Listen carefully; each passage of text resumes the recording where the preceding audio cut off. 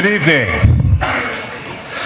Noting that we have at least a quorum of 100, I call the town meeting of West Boylston to order.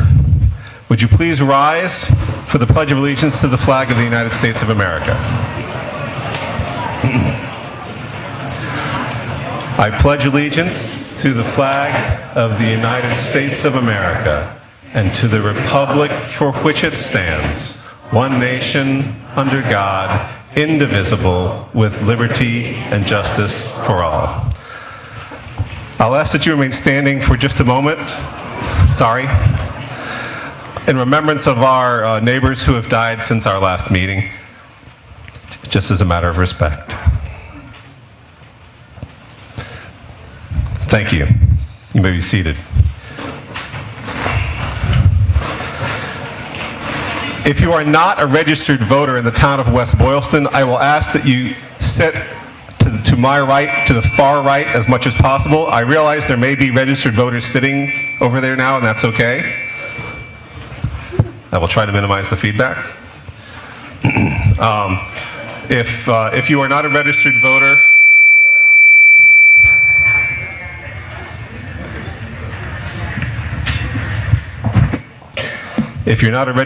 if you'd please sit here, although if you are advising a town board or committee, you may sit with that board or committee. Yeah, if you are standing in the back, I need you to move to a seat, please. Please, there are seats down here in the front. Please come and be seated. You may not just stand in the back. There are still more people coming in.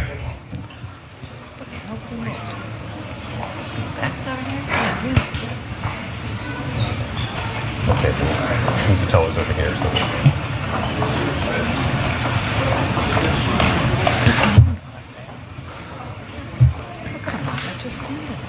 Okay.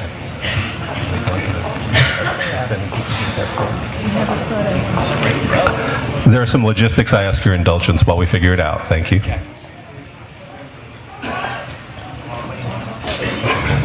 need to know that we've done that.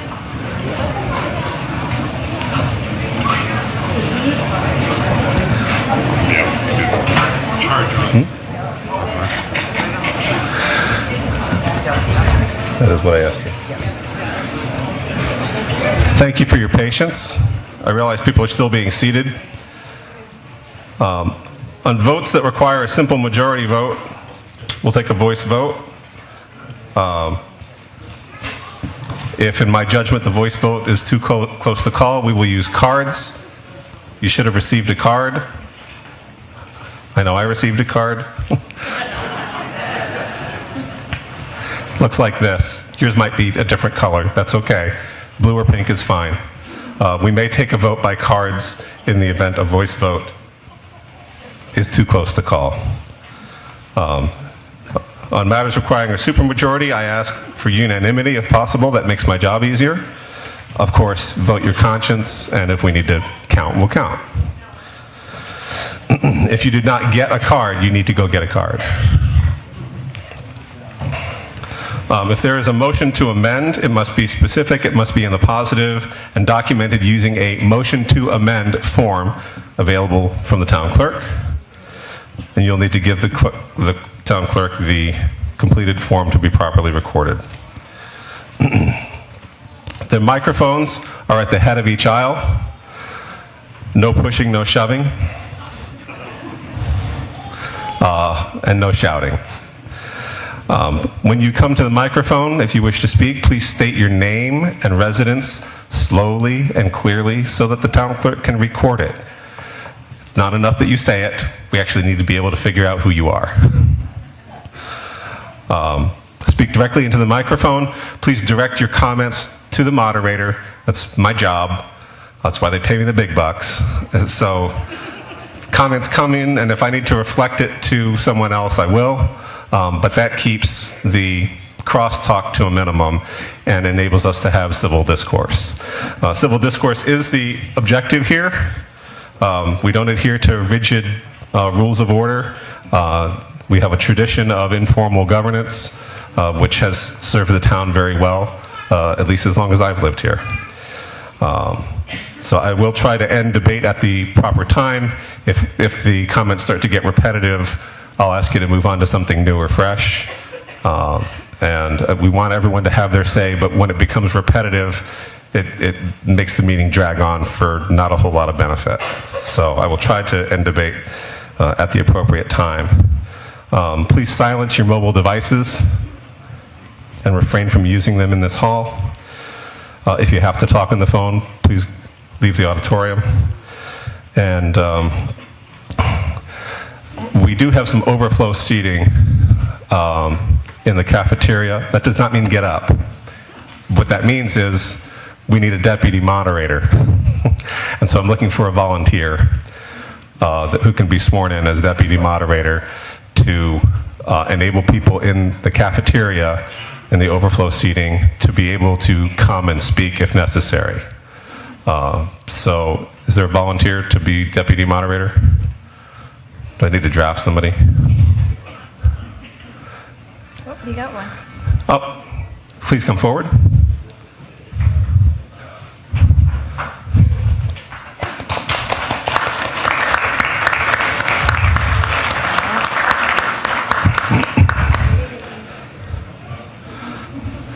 Can you swear me?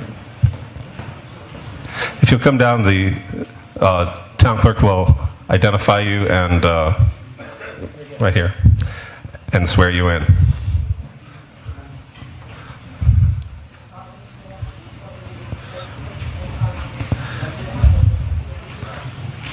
Okay.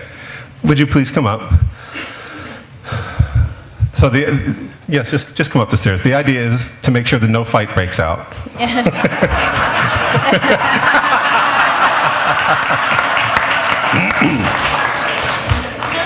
In case of a knockdown, have everybody retreat to a neutral corner. Anyone who wants to speak will need to come into this room to speak. And I should find out who you are and shake your hand.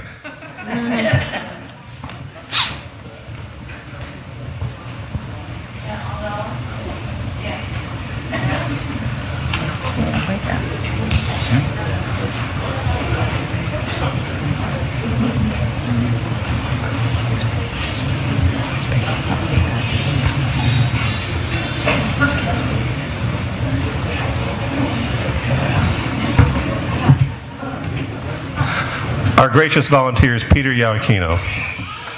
I hope I said it close to right. And so, if someone wants to speak and they have a handy-dandy card which indicates that they got checked in, you may send them in to come to a microphone and speak.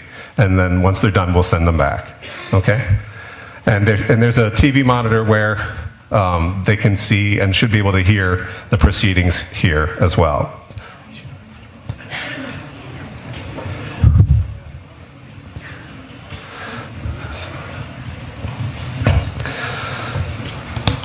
That being done,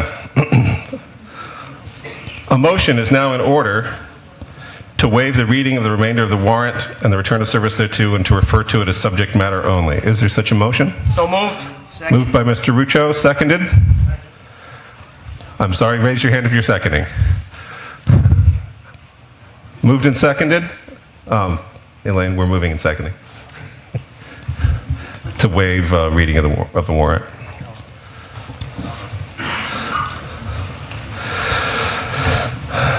There are two articles before us tonight. What are we going to vote? Oh, you're right. We do need to vote on that. Thank you, sir. Thank you, Mr. Rucho. All in favor of waiving the reading of the warrant, please say aye. Aye. Opposed? Great. We can waive the reading. Thank you very much. See, if the town clerk isn't here, I just lose track of everything. So, thanks for helping me, Mr. Rucho. Yes, sir. There are two articles before us tonight. Please do not leave after the first article is done. The second article should be pretty fast, and you wouldn't want anything to get changed or undone that got done with you not here. So please stick around for the extra few minutes it'll take for this second article. Article 1 is for a senior center debt exclusion authorization. Is there a motion? Yes, Mr. Moderator. I move the town appropriate the sum of $4,600,000 to construct a new senior center facility and purchase any related equipment, as well as architect and owner project manager cost, including all costs incidental or related thereto, and to meet said appropriation authorize the treasurer, with the approval of the selectmen, to borrow the full sum of said appropriation under General Law, Chapter 44, Section 7, and/or any other enabling authority, and to issue bonds or notes of the town therefore, provided, however, that the appropriation authorized hereunder shall be contingent upon approval by the voters of a ballot question to exclude the amount required to pay for the bonds and notes issued for such project from the provisions of Proposition 2.5, so-called. And further, that any premium received by the town upon the sale of any bonds or notes approved by this vote, less any premium applied to the payment of the cost of the issuance of the such bonds or notes, may be applied to the payment of cost approved by this vote in accordance with General Law, Chapter 44, Section 20, thereby reducing by a like amount the amount authorized to pay such cost. Thank you. Is there a second? Second. Thank you. Is there any explanation or presentation here? Yes, Mr. Moderator, we're going to have Phil, one of the committee members, is going to go over a presentation in regards to the project. Ray Burkalt is going to go over financial, and then Dr. Mullins is going to speak in regards to the senior center, and then we are going to move for questions. If I could just introduce the building committee. Please do. Yeah, so the building committee worked over 12 years, 10 years on different projects in town. The members that are currently on the board are all of us. Myself, Christopher Ruccio, Raj, Pat Crawley, Siobhan Bonson, John Hadley, Ray Burkalt is on the committee, Bob Chisholm, Kate Ivins, and Phil Mallett are all on the committee. And so we've worked many hours, many meetings to get here tonight. So I think we can turn it over to Phil with your approval, Mr. Moderator. Yes, please do. Hello, everyone. I'm Phil Mallett. I live in Angel Brook Village. I'm a member of the Facilities Implementation and Strategic Planning Committee. Please let me call it the FISC Committee. The biggest criticism I received when we did all the presentations over the last couple of weeks was that I went too fast. So I'm going to try to slow down tonight. The moderator will conduct a question and answer period at the end, so please hold your questions until then. With yesterday's successful vote, we are poised tonight to vote the final decision to construct our new center. Perfectly timed to have the center ready when the current lease expires in June 2019. I'm sure you all remember that consideration of moving the senior center from its temporary quarters to permanent facilities was postponed to renovate the new town hall and build the police station. Then, when town meeting voted down the Bible Baptist Church alternative for the center, the FISC committee proposed a three-phase plan for a new center with community use capability at the Mixter property. Town meeting appropriated $10,000 for a phase 1 feasibility study and then $1.1 million for phase 2 of the project to prepare bid-ready documents to get a firm construction bid to prepare for tonight's meeting. At that time, the FISC pledged that its primary mission would be to drive costs down as much as possible in phase 2 while overseeing a design that was right for West Boylston. I'm happy to report we've succeeded in fulfilling our pledge to you.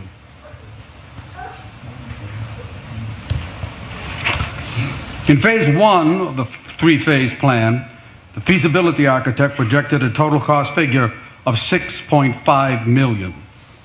We weren't having that. The FISC committee went to work on Phase 2 with our owner's project manager and the chosen architect for the center, and reduce the cost with an improved design, enhancing community use, to $5.7 million. Very conservative contingency budgets are built in, so the final bondable figure could be even lower. This produced a final firm construction bid of $4.55 million, completing Phase 2. The OPM and the center architect are the ones that brought the police station in on time and under budget. Ray Bricot of the Finance Committee will go over the details of the finances with you in a few minutes when we come to those slides. So we now have a center designed for senior and community use at a firm and significantly lower cost than the original projections. The three-phase plan has served us well. Escalators and contingencies were carefully put in place to assure we came before you tonight with a firm price. To stay on track, taking advantage of the reduced cost, the highly advantageous bid, and avoiding the risk of losing any money already spent, we're asking you to vote for the construction funding tonight, as we urged you to do at last town meeting when you appropriated the $1.1 million to get a firm bid.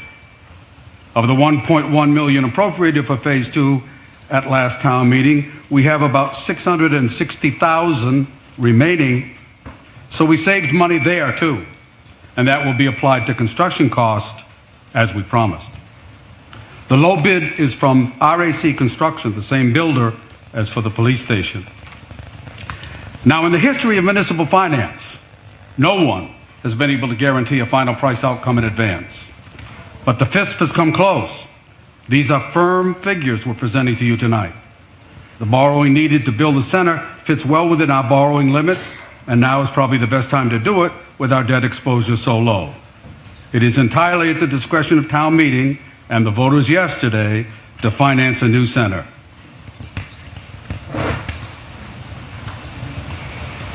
The lease for the center's current space ends in June 2019. The landlord has informed us the lease will not be renewed. A recent search for long-term rental space in West Boylston showed there is none. The current space, we rent 3,500 square feet now, but need 8,500 square feet, continues to stifle attendance with program and attendance limiting space restrictions. By code, only 49 people are allowed in the space at any one time. This cripples the initiative to advance concurrent community and intergenerational programming, which the center has embarked upon and which is the state of the art in the Commonwealth. Many of you, I'm sure, saw the Boston Globe article yesterday. This highlighted precisely the kind of programming we are building in West Boylston, a center for active living, programming that brings in younger, older people, a vibrant venue for lectures and arts, capitalizing on the desire to stay active among older adults who are living longer. Fortunately, if we stay on track with our relatively tight and precise timetable with construction approval tonight, the new building will be completed before the June 2019 lease expiration date. The time and the need are upon us. Despite the limitations, 6,000 Meals on Wheels were coordinated through the temporary center last year, and 3,400 in-house meals were served. There were over 8,069 visitations, drop-ins, reservations, and program and event sign-ups recorded by the scanning into the computer, possibly as many as 20% more that visited but didn't scan. A word about attendance statistics. It's standard throughout the Commonwealth that monthly attendance is 30 to 50% of total senior population. So at 8,069 visitations, we're right in the ballpark, even though our attendance was suppressed by the code restriction and inhospitable quarters. According to our research, we can expect significantly more visitations in the first year of a new facility with expanded programming. The Gray Tsunami. This is a slide we've used before, and I'm sure most of you have seen it. It was also mentioned in the Globe article. As you can see, in the year 2030, the older adult population of West Boylston will be nearly half of the total population in West Boylston. This is a national trend. In West Boylston, according to the Secretary of the Commonwealth and the UMass Donahue Institute, older adults are gaining in proportion to the rest of the population from 25% in 2010 to 33% in 2015, projecting out to over 6% in 2020. This is a national trend. The salient point is clear. West Boylston's older adult population is a significant percentage of the overall population, is more likely to increase than decrease. Now we turn to the Mixter property, the site chosen for the new center. It's already town-owned, saving land purchase, building demolition, and site preparation costs. No property gets removed from the tax rolls. It's the former site of the senior center and located within 2 miles of the town common. All utilities are already at the site. The town has a sewer easement to Horseshoe Drive. Value will be added to the 6.1-acre property with new parking for current users and upgraded amenities. The ball fields will be preserved with added parking. Here's a bird's eye view of the site with the drawing of the new senior center on the right. Let me quickly orient you. This is Prescott Street here. This is the new building. Ball field to be preserved. Police building is over in here. Route 12 is over in here. Here's the architect's drawing of the site with the parking lot. Here's the ball field.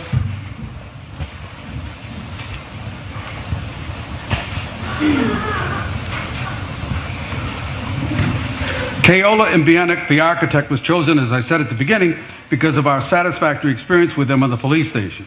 The town was fortunate in that Lisa Vickman, our Council on Aging Director, is a trained architect, uniquely positioned to work with John McMillan's CBA to produce a floor plan based on current programs, documenting current and projected future needs. Let's now look at first the architect's final rendering and then the floor plan of the building itself. So here's the renderings. This is facing Prescott Street.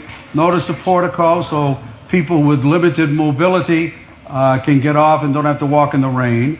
This is the ridge line of the multi-purpose room, which we'll describe in the floor plan. This is the south view with the front entry. Notice the fenestration, which makes the building bright and sunny. Here's the front entrance, the portico again. This is the multi-purpose room.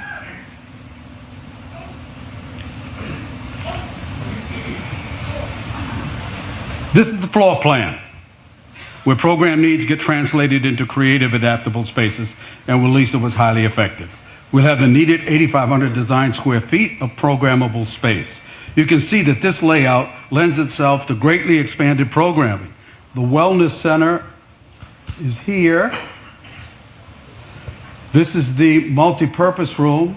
It has a capacity of 210 for performances. Notice space for a small portable stage. It can be separated in two so that two things can go on at once.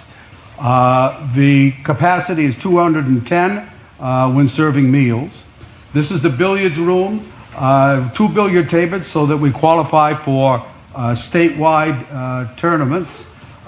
This is the arts and crafts room and the classroom, director's office.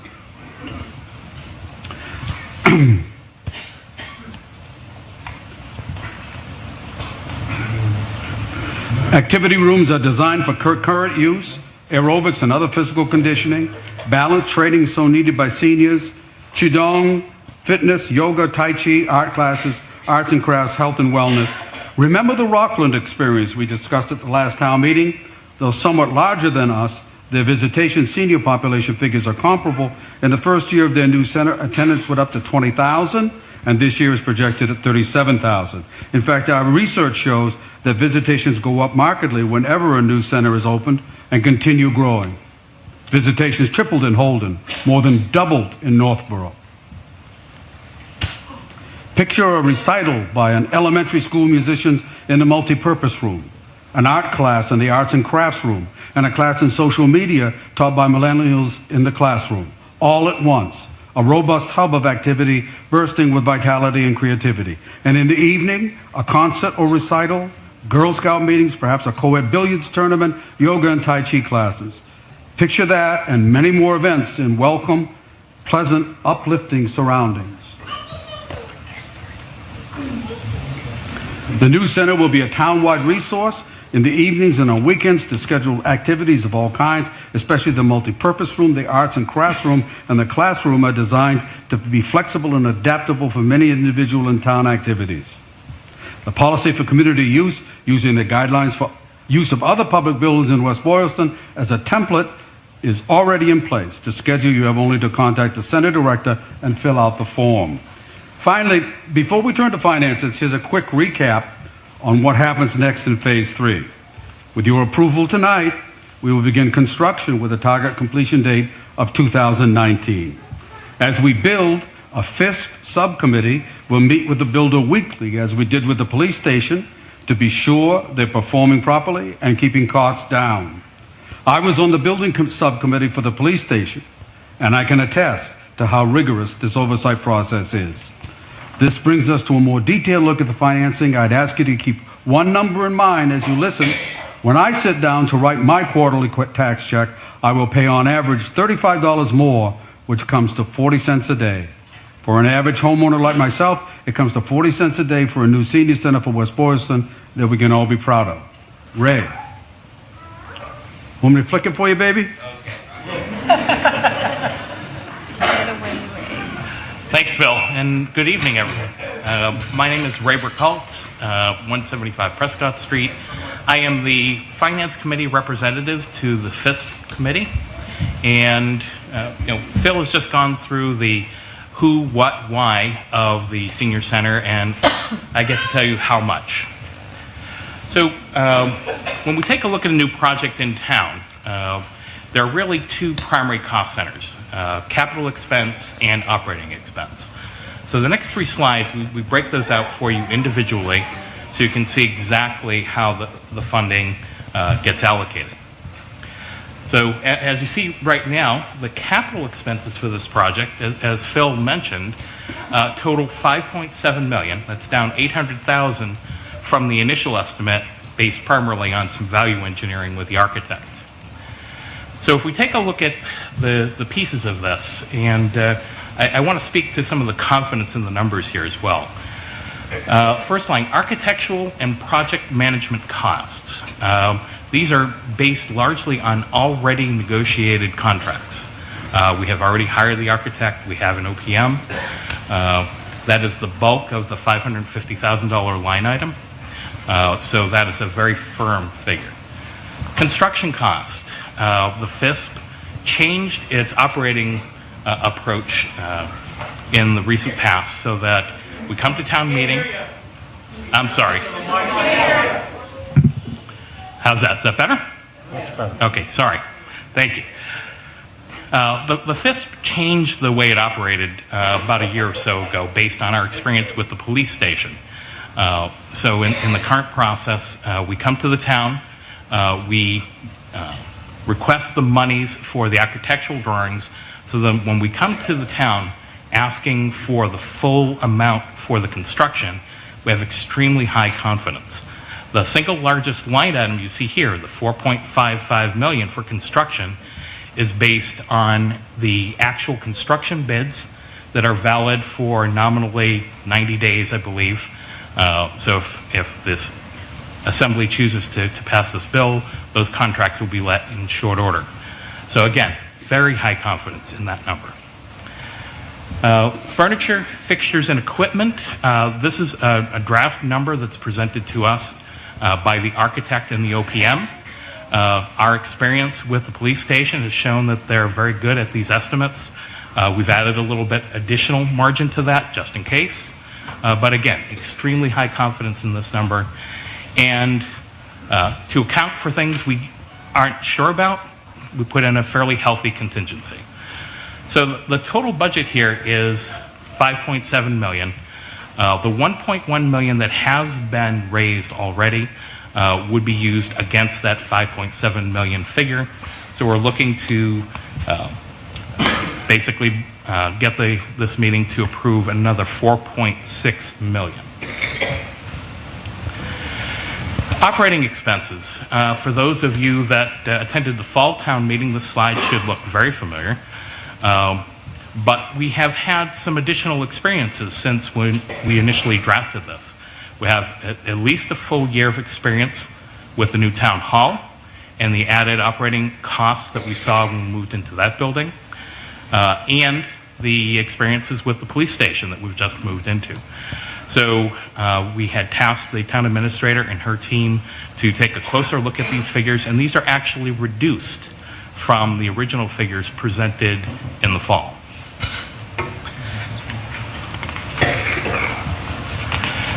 So what does this boil down to as far as what it's actually going to cost an average home? So average home in town is roughly $290,000. The operating expenses based on the year one figures will cost the average home $7.83. And the financing of the project, the capital expense, and you see our assumptions here, a total of $5.7 million over 20 years and a interest rate of 4 1/8%. So again, talking about confidence, our initial discussion with our bond agent, she thought we could justify a rate as low as 3.5, but we don't know what happens with the market. So we are basing all of these figures on a substantially higher estimate, which we feel is extremely conservative. So in the end, the average over 20 years would be $138.15 for an average household. And for clarification on this, it's important to know a municipal bond doesn't really behave like your mortgage, where you have constant payments each month. With a municipal bond, it's a constant principal, and as the years go on and the principal is paid down, the total payment for that year is reduced. So although the average over the 20-year period is $138, the first year would be nominally $165, and the last year would be about $90. So on average, the figure is correct, but just so everyone is clear, it is an average. And I think two other things that I do want to mention. Obviously, the crowd we have tonight is substantially larger than we had at the fall town meeting, where the initial 1.1 million was approved. But for those of you who weren't there, I had got up and had delivered the financial portion of the speech. And I would say at least a half a dozen times, I urged voters not to vote for this unless they were prepared to fund the full amount of the request. And at that time, we were estimating 6.5 million. And the reason for this is if we don't choose to move forward, all of the monies that we've spent for the architectural design and OPM costs, which to date are about $435,000, will be wasted. So something important to keep in mind, we don't get to do a do-over here. The collective wisdom of the town at the last town meeting was that we would move this forward. So please keep that in mind as you're deciding how you would choose to vote tonight. The other thing I would mention is if you choose not to move forward, it doesn't get cheaper. The estimates we received from the architect, the average rate of inflation for construction costs is about 6% per year. CPI for CPIU, standard index, current inflation is about 2%. So every year, if we were to choose to revisit this, the effective cost in present day dollars goes up about 4%. And we'll have not used the monies that were allocated for this purpose in the first place. Thank you, and I'm not... Back to Phil. Now I'd like to ask Dr. Tom Mullins to say a few words about the medical value of a senior center. Dr. Mullins, may I ask you to speak directly into the microphone as you're speaking? The folks in the other room are having difficulty hearing. Thank you. I don't think anybody have any trouble hearing me. I wanted to discuss three aspects of the benefit of the senior center for those of us that are getting older, myself included. And the first aspect is a non-recognition of aging and what you have to do to deal with it. I am currently what you call young old. You're old when you're 85. Now, the general health of our generation is actually better, and there's going to be more of us living to age 85. May not be living much beyond 85 because that's the change in lifespan. So even among my young old, I will detect an attitude that this isn't going to happen to me. When I started practice back in 1978, and I was in practice as a neurologist for 36 years, I can remember thinking to myself, wow, look at this. Is this going to happen to me? And in fact, it has. The first aspect I wanted to discuss is really the socialization aspect of getting older. Britain is so concerned about this that they now have instituted a ministry of loneliness. And the socialization that's necessary as we get older is quite important. And I'm glad to see that we have, because they're always more reluctant than women, something to entice men to come to the senior center, namely some card tables and some pool tables. I can remember my grandmother, who was one tough Finn, was living alone as she had done most of her life, widowed early. And when she got older, she wanted to really have more social contact. She did not want to move in with the family. And the senior center in Worcester, where she lived, would have been ideal, but there wasn't. She ended up going into what we called level 4 at the Lutheran home, where she did get the necessary socialization that she desired. Her physical capabilities were still there, and she was well cared for. The second aspect is one of balance. Again, I have two personal notes on this. Namely, I fell on the ice at the beginning of January, and when my knee pain persisted, my primary care doctor informed me that my risk of fall was greater because I had already had one fall. And my orthopedist took me to the x-ray of my knee, and he said, "See, you're getting old."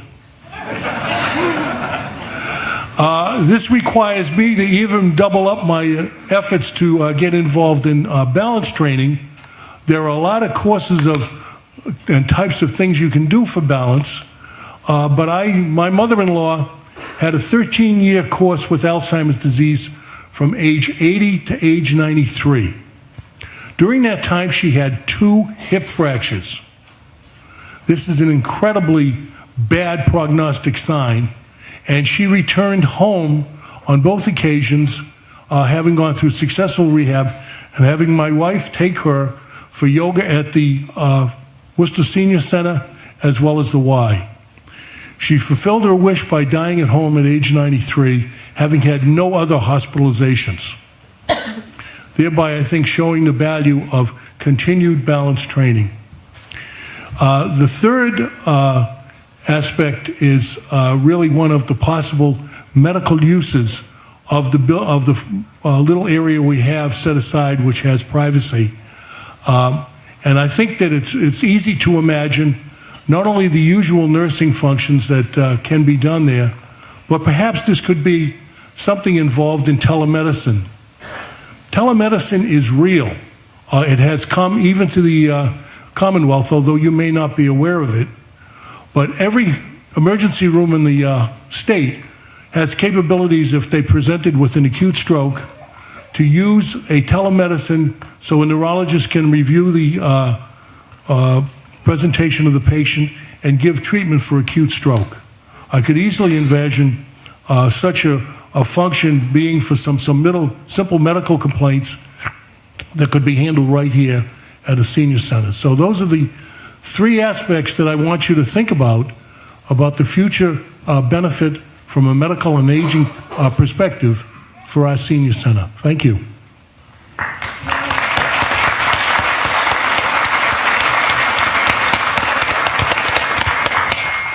Thank you, Tom. Quickly, let me just say a word about fundraising. A retired fundraising professional met with the Council on Aging recently and counseled that fundraising should begin only when voters and the town meeting have approved the project. On the subject of grant applications, the plan is to research and submit all qualifying grants using the town's 2 grant writers. It's important to note that all grant submissions and fundraising depends on election and town meeting approval.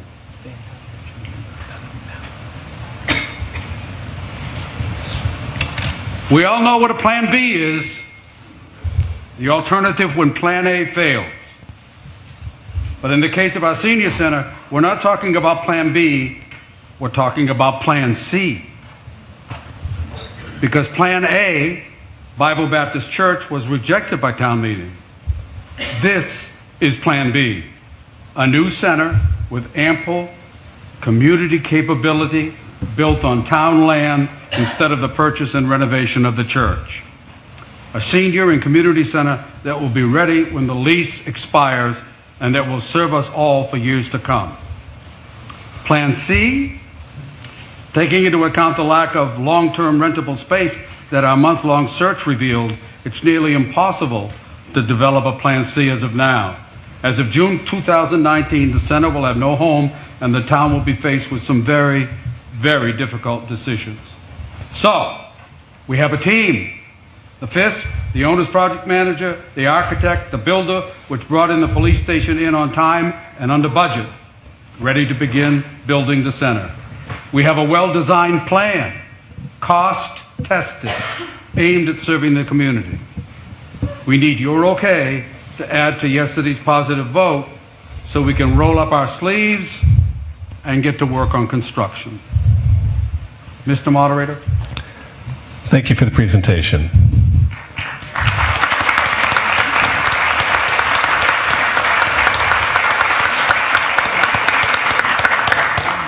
Is there any comment or recommendation from town boards or committees?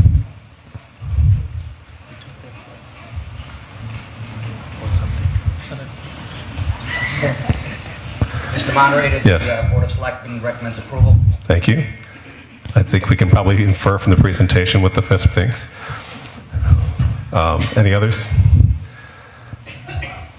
All right. At this time, we will open the floor for public comment. And again, I ask you, please direct your comments to the moderator. You may go to a microphone on either aisle. And you don't need to be recognized. You can just go. Remember to state your name, speak clearly into the microphone, and your address. No, that microphone. Sure, you go ahead first. No worries. I just want to thank the doctor for what he said about the senior center. I teach an exercise class there 2 days a week, and as I approached my 90th birthday, I didn't think I would get to see a new senior center, but if it's going to happen in the next couple of years, I may still do it. Would you be kind enough to identify yourself, please? I'm sorry. I'm sorry, Grace Leslie. I taught here in this school, phys ed, for a while. I just want to say that the director of the senior center is absolutely fabulous. You can't ask for a better director. And even though we have a tiny space, Doris Johnson, who decorates from Thanksgiving, Christmas, Valentine's Day, St. Patrick's Day, 4th of July, makes the center really look nice. But I have done many shows in neighboring senior centers, and when I look at our senior center, compared to them, it's the pits. Thank you very much.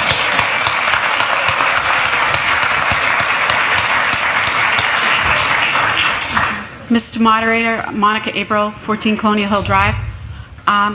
When Mr. Mallett was referring to the centers for... Sorry, sir.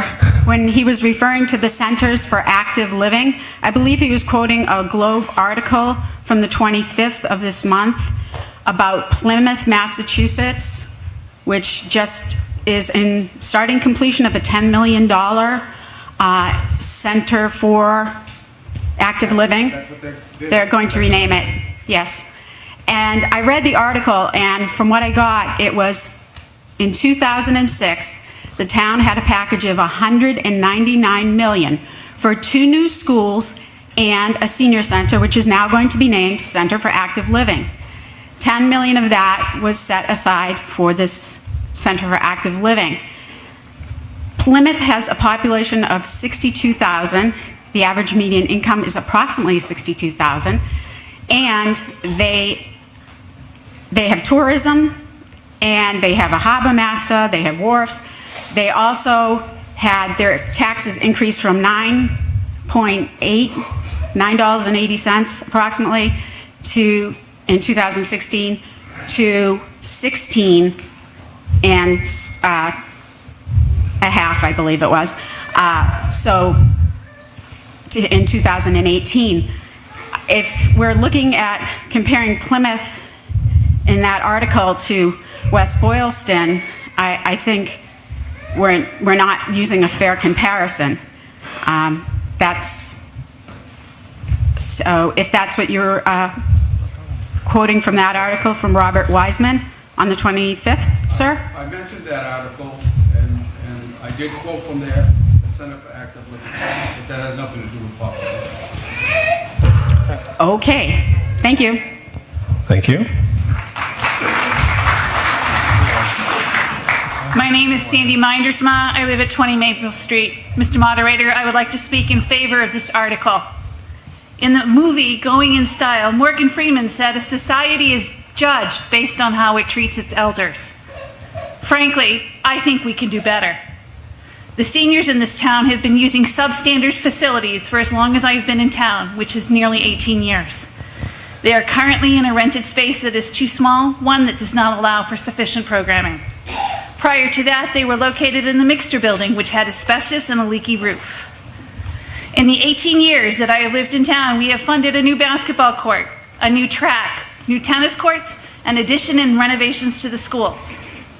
We have also relocated our town hall from the decrepit Mixter building to its current location on Worcester Street. None of these items was inexpensive, and yet every one of them has enriched our community. It is the seniors' turn. The $5.7 million cost is, in my opinion, outrageous. But unfortunately, that's a product of the state we live in and has nothing to do with the outrageousness of the requests going into the building. What they're asking for is more than reasonable. Because we as a town are a governmental agency, we are required to pay prevailing wage, which drives the cost up far more than it would if we were a private entity trying to build a similar structure. Further, delaying this decision to move forward on the senior center to a later date will not only lessen the cost, but also increase it, as Mr. Burkalt already said. Existing buildings in town have been explored but deemed inappropriate, and therefore we need to either build something or we need to tell our seniors, tough luck. A society is judged based on how it treats its elders, and frankly, we can do better. All of those seniors sitting here and a whole bunch that are not here have paid for all those other projects that we've done in the last 18 years, and many of them had to make choices and sacrifice in order to pay their property taxes. And while the seniors do not derive much benefit from school projects and the basketball court, the rest of the community will benefit from the new senior center. There will be clean bathrooms for those baseball and soccer players and not stinky porta potties, which my kids had to use. There'll be a place for programs for families during school vacation weeks, and we will have an easily accessible place to vote. Let's not be found wanting when our community is judged based on how we treat our elders. Thank you. Thank you.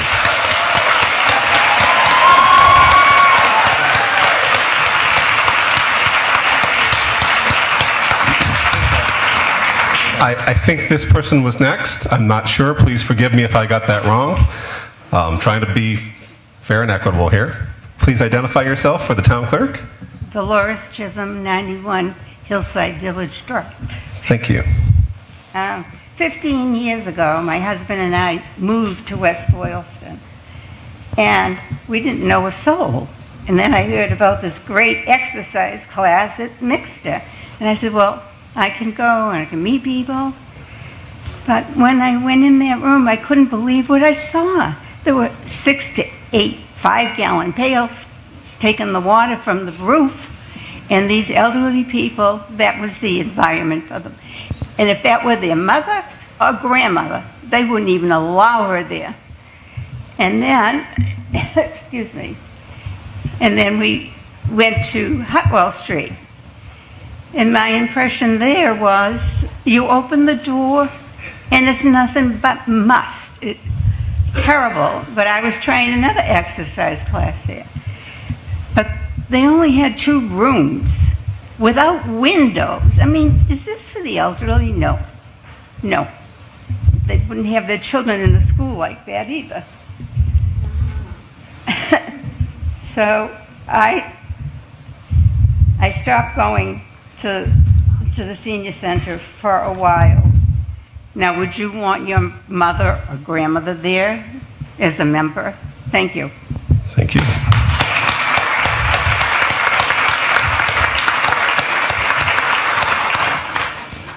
From the town clerk's office, I observed residents coming into the senior center at Prescott Street for over 20 years.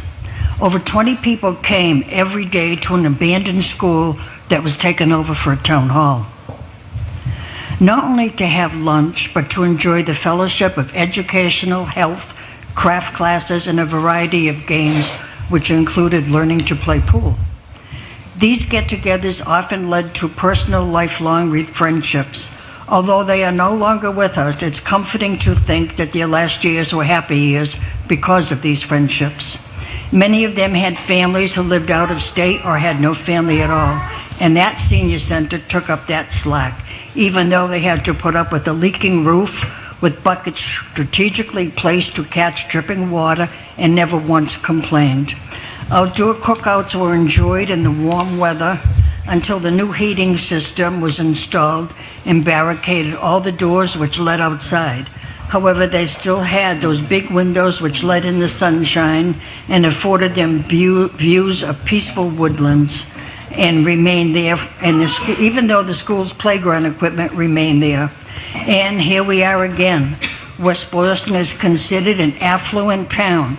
Our town offices are in a lovely building, as is our brand-new state-of-the-art police station, and yet your senior center is in a factory building in the industrial area of town.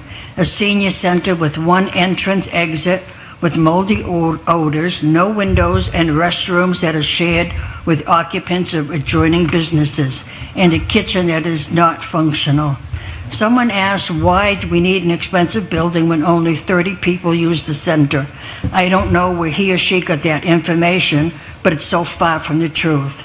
The director is a paid employee supported by over 40 volunteers. These volunteers prepare and deliver Meals on Wheels to over 120 residents each week. In 2017, AARP volunteers prepared and filed 92 tax returns. The Shine volunteer provided information on Social Security and Medicare to 45 residents, while another, who is an attorney, gave 34 legal consults. 49 veterans were served a Veterans Day breakfast, prepared and served by volunteers. Each concert, ice cream social, various programs, and holiday parties attracted around 50 persons each, and all of them were free of charge.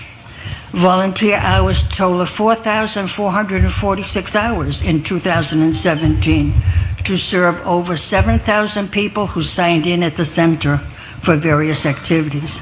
Nominal fees are charged for daily lunches, flower arranging classes, some exercises classes, bingo, and belly dancing. Yes, belly dancing.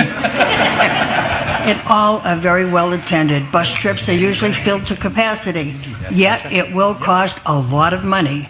But we are mandated by state policies to follow their procedures, and there's no way to get around it. Our town officials can't be blamed for that one. For over 50 years, many of us supported and paid for repairs and renovations to Major Edwards, this high school, as well as numerous upgrades to all the parks, including Goodale Park. Why? Because we wanted your kids to have what our kids had.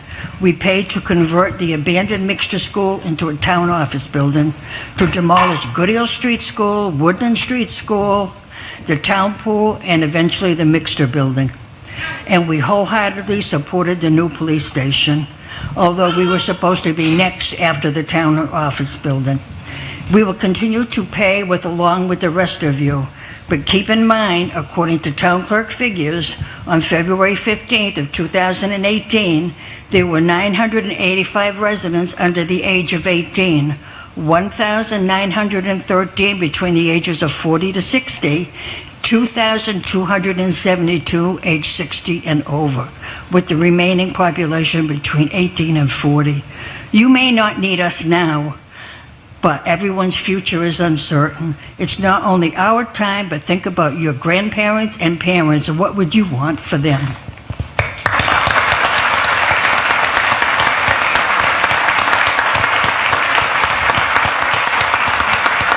Thank you. Mr. Moderator, my name is Joe Belcito. I'm from Maple Street here in town. Moved into town about 15 years ago. And I'd just like to say to you and to everybody in this room that this is a tragedy. I listened to the condition that the senior center is in. I listened to the condition that the mixed building was in. And I just tell you that this is a tragedy. And for those that have been going to the polls for the last 15 years, I hope you take note that this should have been dealt with a long time ago. But that's not the point of this meeting tonight. But going forward, if we don't learn from past mistakes, we're going to be right where we are with something different in another 15 years. And I hope that everybody takes note of that. You've been wrongly treated, the elders of this room. Now, some of you may know me as the guy that asked a simple question on the West Boylston Connect Facebook page. I asked, how much is the senior center going to cost, really? 600 and some odd comments later, 5 or 6 dozen threats, character assassinations and everything else, and I finally decided that maybe I should just delete the post and be quiet for a few months. I'm active in the community. I volunteer my time. I don't say that to boast. I've dealt with tragedies in my life, cancer in my family. I've dealt with things that a lot of the elderly folks are dealing with in this room. I've also dealt with things that a lot of younger folks are dealing with, like a history and family issues with drug abuse and substance abuse and mental illness. So I stand here and I say to you humbly, my concern today is the same concern I had a few months ago. I help my in-laws. They're in their 80s. I help them all the time. I don't ask. They don't have to ask me. I just go and do it because that's what I think families should do for each other. And I think it's a tragedy that we need to spend, some people say 5.7 million, some people spend 6.5 million. I'm going to get to my question in a second. I think it's a tragedy. We need to spend that to have a place where people need to go and feel like they're part of something bigger than themselves. I think that's what family's for. All opinion aside, my question is still concerned about the price. We've already spent, correct me if I'm wrong, somewhere near $500,000 on estimating and architecture, correct? Yes. The additional cost is going to be $5.7 million by all accounts? No, that's inclusive of the money that's already been spent. So 5.2 million going forward. Rough, Yes. thereabouts, Yes. rough numbers. We Yes. don't, you know. It's my understanding that municipal projects are allowed, and having some experience in this in my vocation, are allowed a 10% cost overrun, okay? Without any question. So without having to go back and find more money, and using layman's terms here, the additional cost could be easily 10% over with really without any issues. That's been my experience in municipal, unless it's changed in recent months or years. So if you increase 10% to that, and then my other concern is the 6%, and this is not to overwhelm me with numbers, but the two questions. Is the 10% cost overrun already factored into that, or the potential 10% cost overrun? Is there anyone who can, I'm and sorry. is the 6% inflation? One question at a time. Okay, go ahead. So is there anybody who can answer that question? Mr. Moderator? Go ahead. We have a 5.1% contingency. We have that, if we could put the slide back up, Phil. Roughly $70,000 is a 5.1% contingency. We have firm bids from a contractor so that the price is, what we're voting on is a price not to exceed $5.7 million. Look, can I interrupt you once? You have firm bids from a contractor. We went out to bid. Low bidder. Okay. And we All right. got all our bids in, and we have selected the apparent low bidder, or the low bidder now. Okay. Assuming town meeting decides to vote for this. So if this goes through, we will have a contract that says this is what it's going to cost. There are some unknown conditions. We have to connect to Horseshoe Drive for the sewerage. There is a price for ledge removal built in there, but until you start digging up the earth, you don't know. So that's why we have the contingency built in. This project cannot exceed $5.7 million. If it goes over, if something happens and it goes over, we have to change the project. We cannot just say, we're going to add another $570,000 to this project. That's not the way the law works. So are you going on record right now tonight in front of the whole town saying that this project will absolutely not exceed $5.7 million? Yes. Okay. Okay, now my next question is this, I'm getting a lot of applause here. My next question is with respect to the 6% cost inflation that you talked about at some of the FIST meetings and town meetings. Is the 6% inflation, which I haven't seen more than 2.5% inflation in the last 20 years, according to the CPI index, but is the 6% inflation factored into that 5.7 million as well? Yes, it is. Okay. I guess my last contention would be the three number one rules in real estate would be location, location, location. I think I speak for many that have had kids in t-ball and baseball, and naturally there wasn't a beautiful 10,000 square foot building there. I hope that the bathrooms are open when kids are playing there. I'll be the first one to applaud you if they are, but my guess is they probably won't be, but that's, again, I opine. My biggest concern is location. So aside from the price, if you can assure us that that's where it's going to be, what you've had, I'm concerned about the location of Mixter for a number of reasons. I live on Maple Street. It's you know, I know it's only a couple miles to Mixter, but for some reason, and I think those that have lived in town have played baseball over there, it's kind of like the middle of nowhere. It really is. It's not, I mean, you don't... Okay, let him... I apologize, but it's not in a central location for a town. Let me start by saying this much. If the building was in back over here somewhere, and if it was in back where they just cleared the trees, up by the ball fields and everything else, and it was centrally located, I think you'll all agree. Maybe you don't disagree that Mixed is not in the center of anywhere, but if you're building a thing that you're trying to get traffic through, I mean, forgive me for the people that live over that way. It's a beautiful neighborhood. I have friends down there. It's great. But in terms of convenience, and we're building something that's going to be a community piece, I really believe that the location is not the best location. Thank you, Mr. Belcito. Thank you.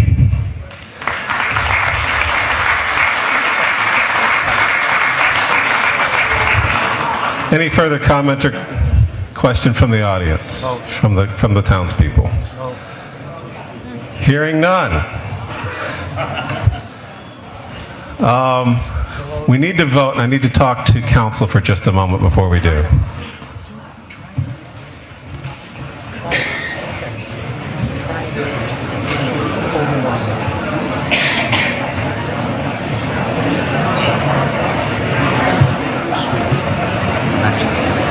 Thank you.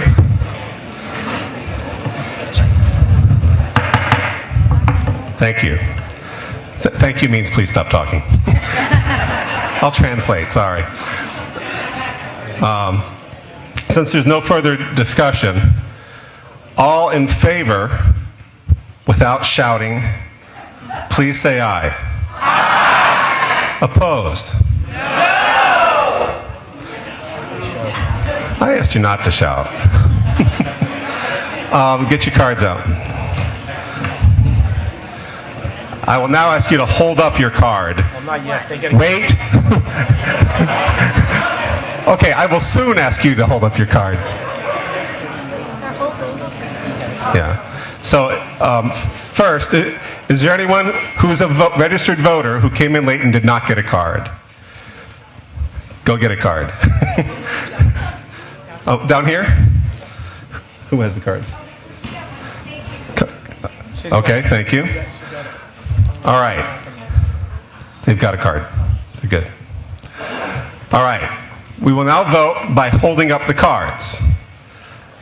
Tellers in the remote room, I will need you to count.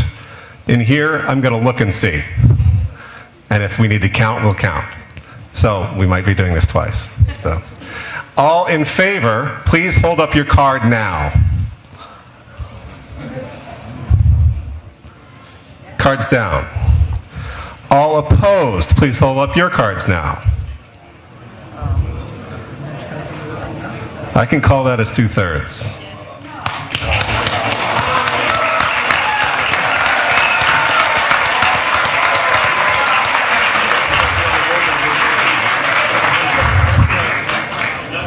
Just a moment.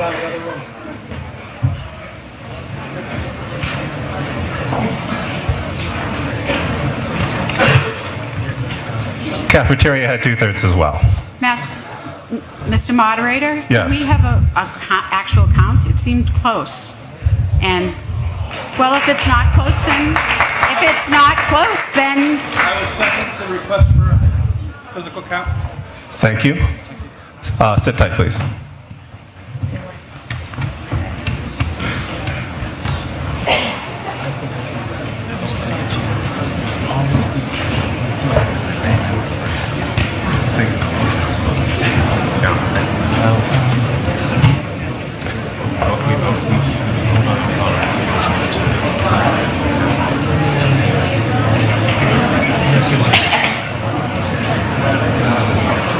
John, please count.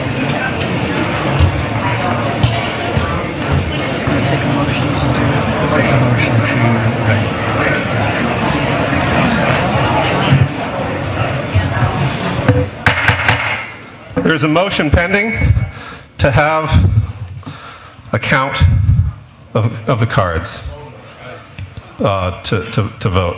So, all in favor of a counting vote, say aye.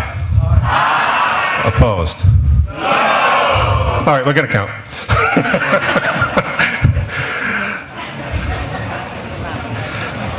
Okay, tellers, would you please come forward?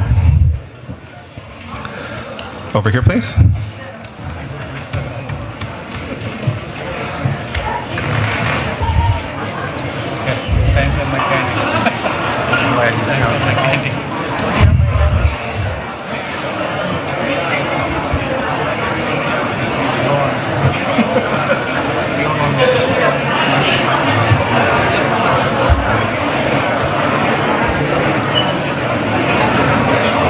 What do you think? You're done. What do you think?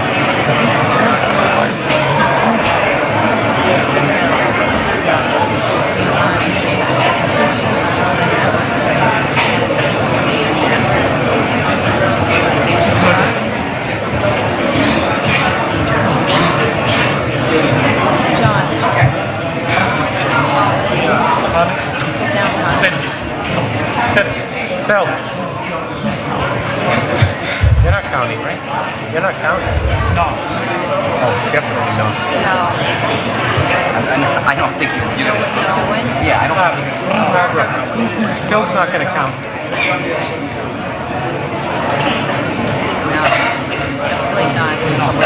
Barbara. Carol Peterson. Exactly what will happen.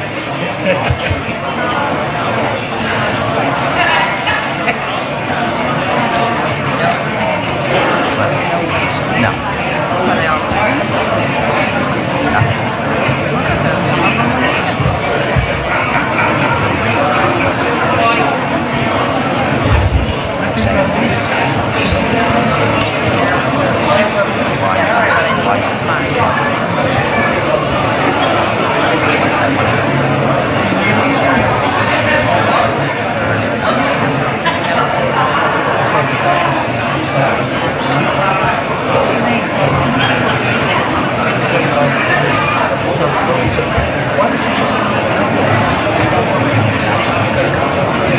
You have to count both. I think it's very best.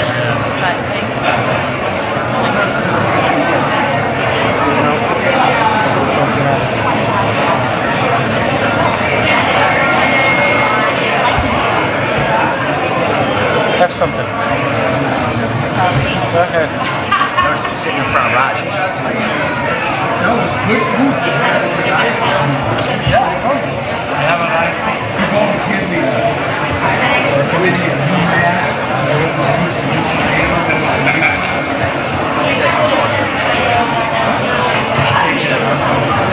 But they serve good food, huh?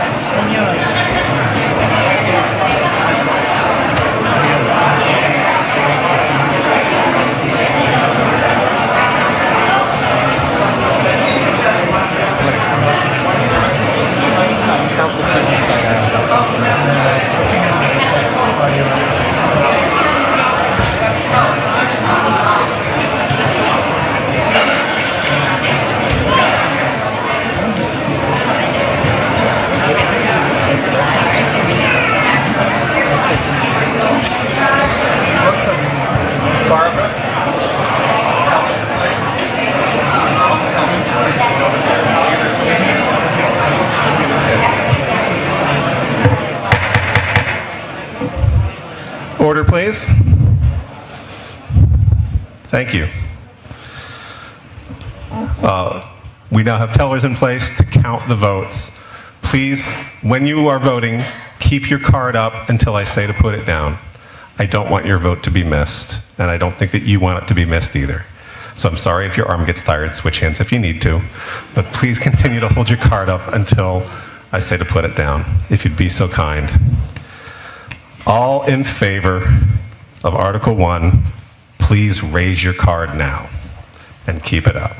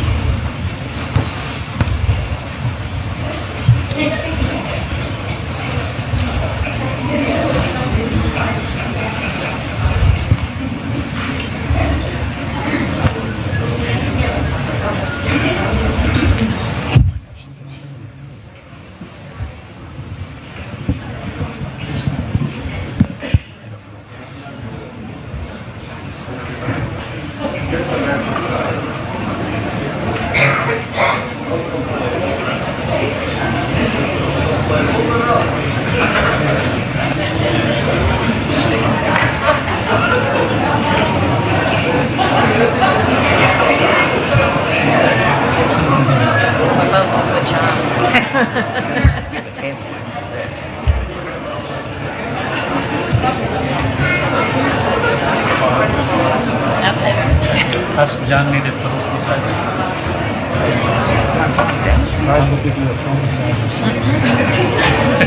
Welcome. This is a perfect time.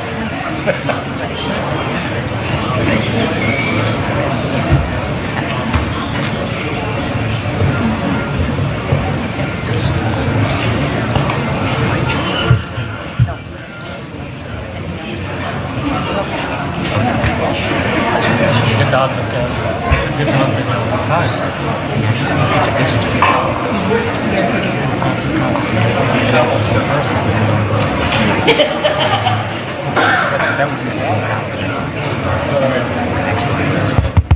You may put your cards down.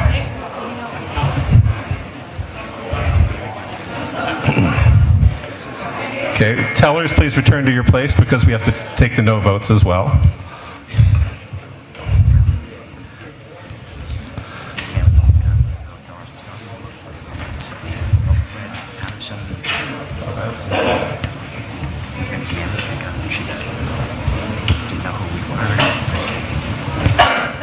Patience, please.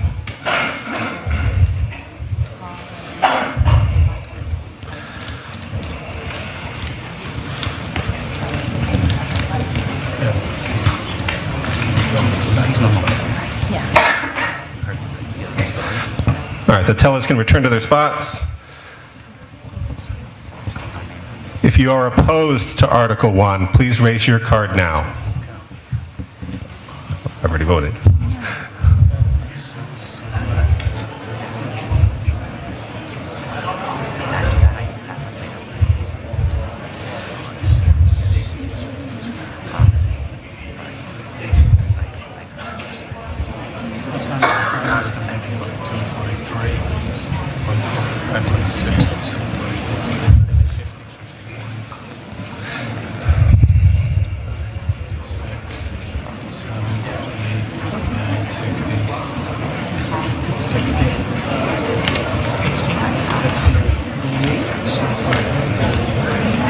If it's 390, I think that's enough. If it's 390. 128 would have to be. If it's still 290, I bet it would be.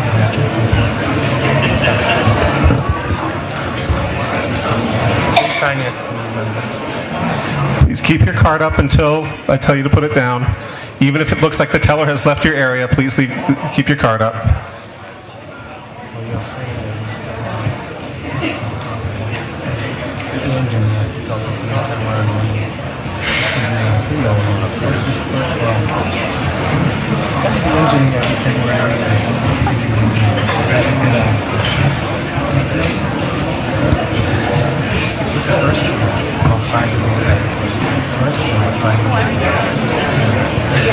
Which one?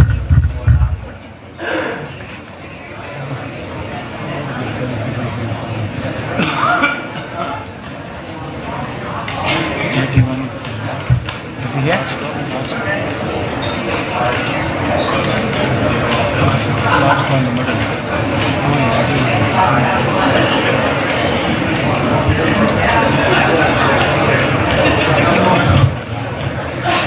Thanks for your patience. Switch hands if you need to. Keep your card up.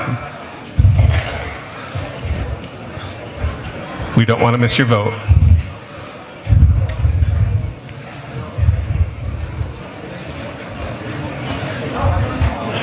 Of course, tellers, once you have your count, please come report.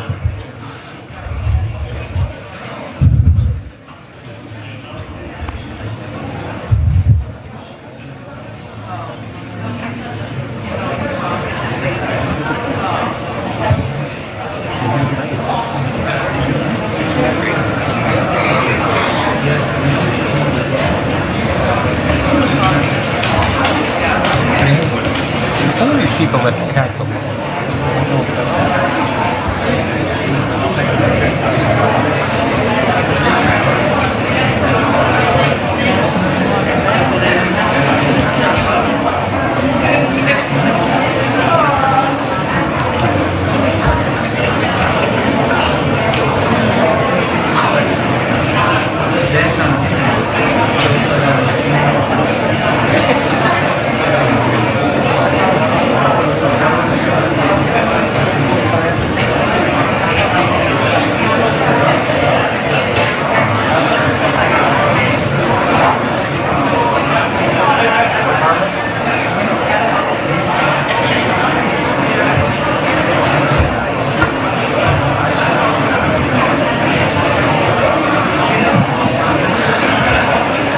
You can put your cards down. Thank you. Sorry about that. Just want to make sure we got it all.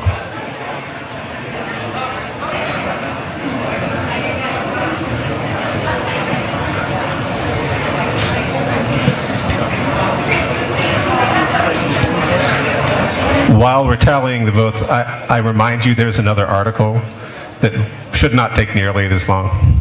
So please stick around. Whether this comes out the way you want or not, please stick around.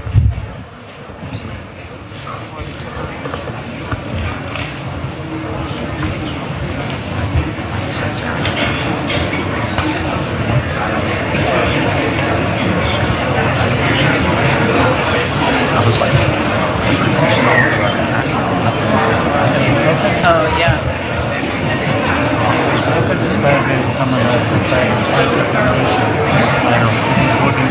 We have a couple in the room just in case.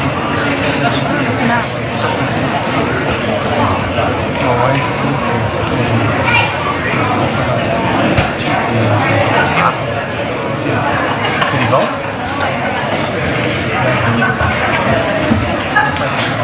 Yeah. He told John he wasn't coming. Yeah. Did he vote? I don't know. He may be working.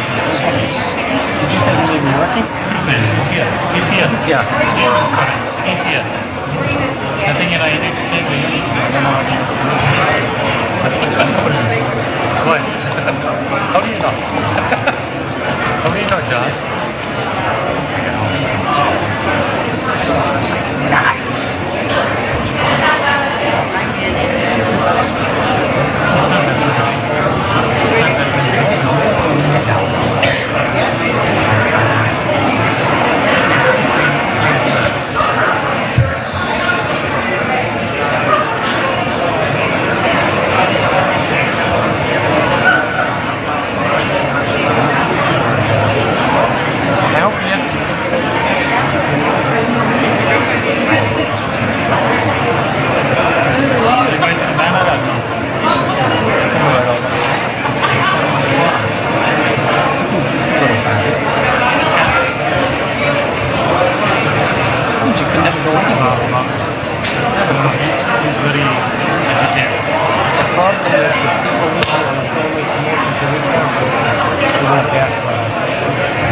It would definitely not be over 12,000. The vote in favor, 285, opposed, 130, which means we have a 2/3 majority. The article passes.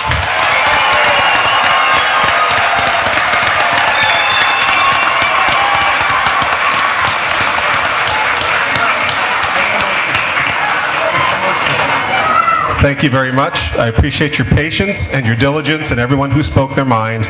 This is democracy in action, and you make it happen. Article 2. Thank you. Ah, you remembered. Order, please. Article 2, an authorization to amend the personnel policy for adjustment to town clerk wages. This is to see if the town will vote to amend the West Boylston General Bylaw, Article 21, Section 5AA, Classification and Compensation Plan, by replacing the existing Grade 7 compensation line for the town clerk in Section AA. 2, Compensation Plan, with the new language as follows, and this is in italicized text for those of you with a copy of the warrant. Grade 7, Town Clerk. Step 1, $42,421.68. Step 2, $46,594.14. Step 3, $50,895.60. Step 4, $55,126.28. And Step 5, $59,364.85. Is there a motion? Mr. Moderator, I move to approve Article 2 as written in the warrant, eliminating the words "or take any other action relative thereto." Second. Thank you. Any presentation or explanation? With the promotion of the new town clerk, we realized it made sense to reorganize the hours of staffing that office. We're asking that the town clerk position be changed to a 40-hour-a-week versus a 31-hour-per-week position that she's currently working.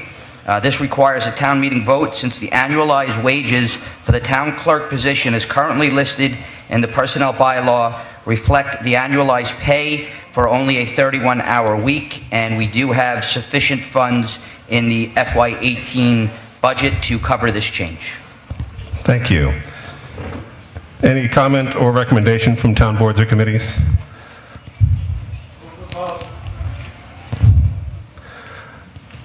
Hearing none. Any comment or question from the public? Hearing none. Actually, I need to give people in the cafeteria a chance to get in here if they want to make comments. Anybody from the cafeteria coming? Okay. Hearing none. All in favor, please say aye. Aye. Opposed? Motion carries. Article 2 is passed. There being no further business, that I will entertain a motion to dissolve the meeting. Mr. Moderator, motion to dissolve, please. So moved by Mr. Ruccio. Is there a second? There's a second. All in favor, please say aye. Aye. Opposed? We're dissolved. Thank you.